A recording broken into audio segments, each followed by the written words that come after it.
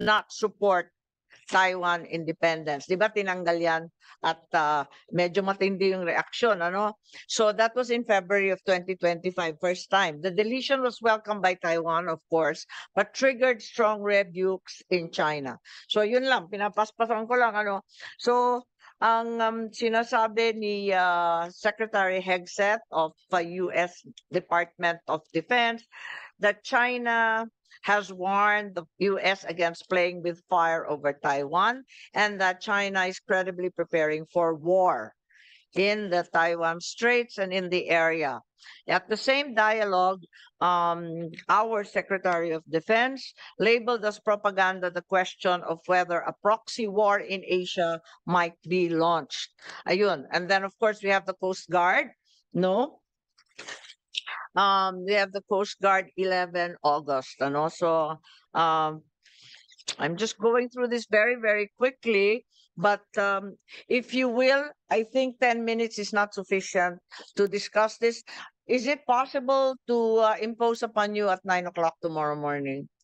I really have to get through this. As you know, there's a very, very controversial delegation present in the Philippines right now as we speak and causing havoc from Manila to Subic to Ilocos Norte. So I need to bring this up and inflict this discussion upon you. Kaya ba ninyo alas 9 bukas?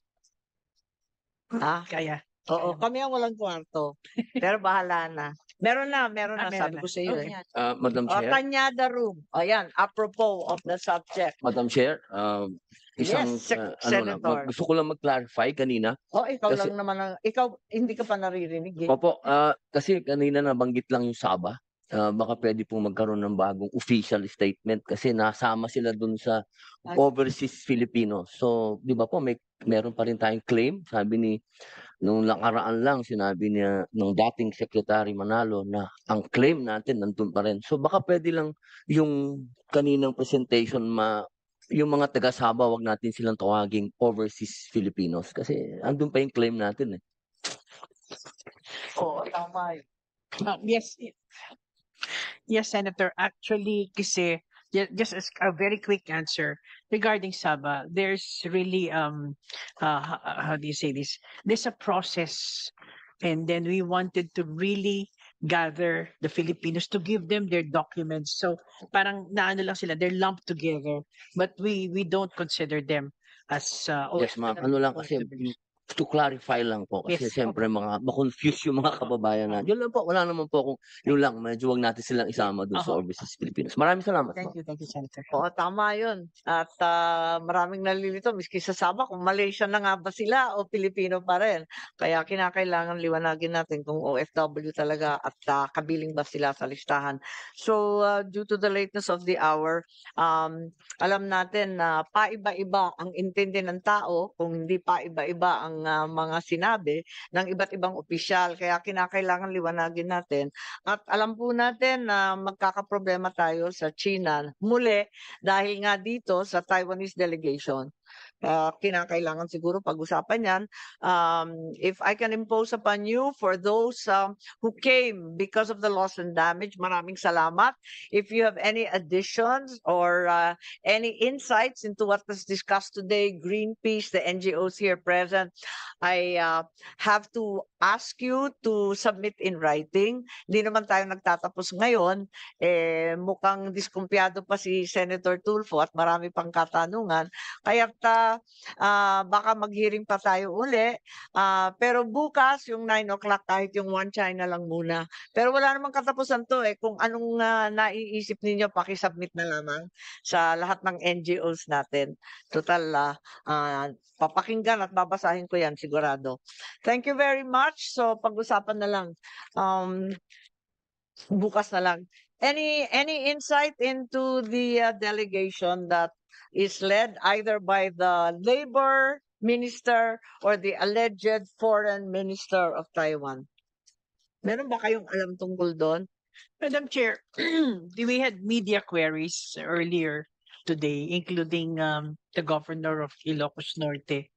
And our response is we are not responding to that question of whether there is an FM or whatever.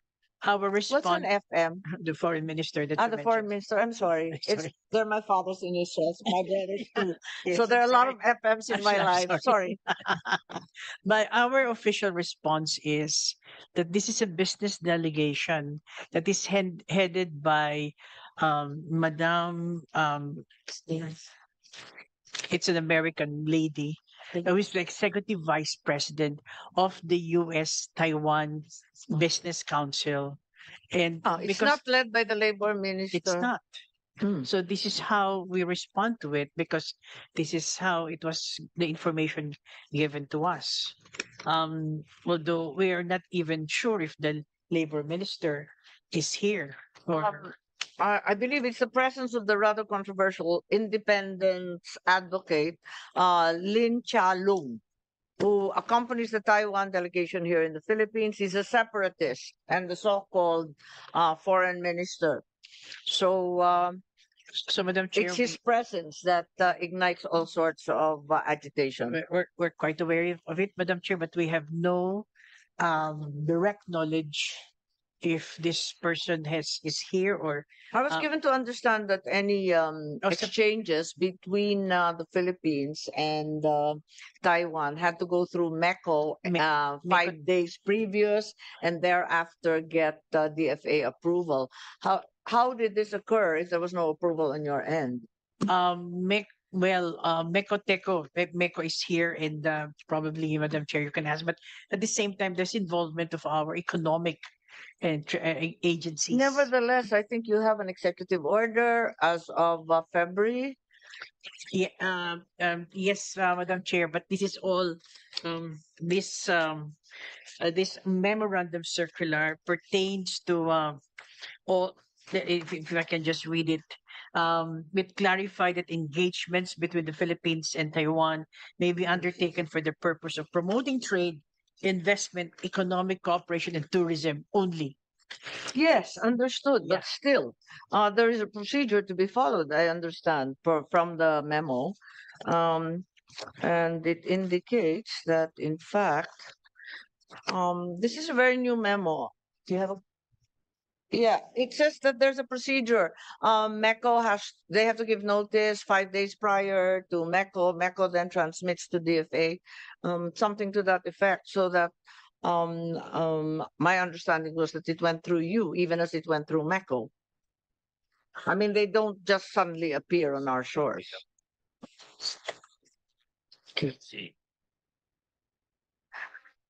Yes, see, so yes,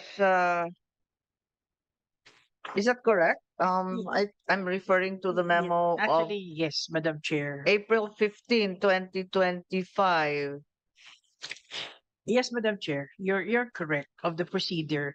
But if we can we request tomorrow an executive session on this Yes, matter? please. Thank you Yes, very that'd be much. important. Yes. Anyway, the 15th April 2025, you can receive delegations through MECO, diba? Yes. Ang liwanag eh. Inform MECO at least 5 days Hmm. prior and submit a report to MECO and DFA. Oh, the report is post facto, is that it? Yes. So, yes, that seems to be number 3, page 2 of the same. So, if you want an executive Yes. session, but I will start with an open session Of course. to allow the public to understand our policy regarding China and Taiwan. Thank you very If much. there have been any changes, they should be highlighted. If it's the status quo, they should also be reassured. Thank you very much Thank you very to much. Madam Chair. everyone. And just to recap, sorry, we are not adjourning. Just to recap, I need the list of the treaties already extant. I need those pending ratification, concurrence, and so on. I think there was also a request for a breakdown of the OFWs. Is that correct? I think there's also a request for the protocols or modalities for the LDF, whether from the Barbados Agreement or anything that followed thereafter. And also my 5 pages of questions I will submit to you, both DFA as well as DENR, to get a better understanding of all the provisions, as well as reassure my colleagues who are not the least bit happy. Thank you. Thank you very And much. with that, we suspend this hearing. Thank you. I'll see you tomorrow at 9.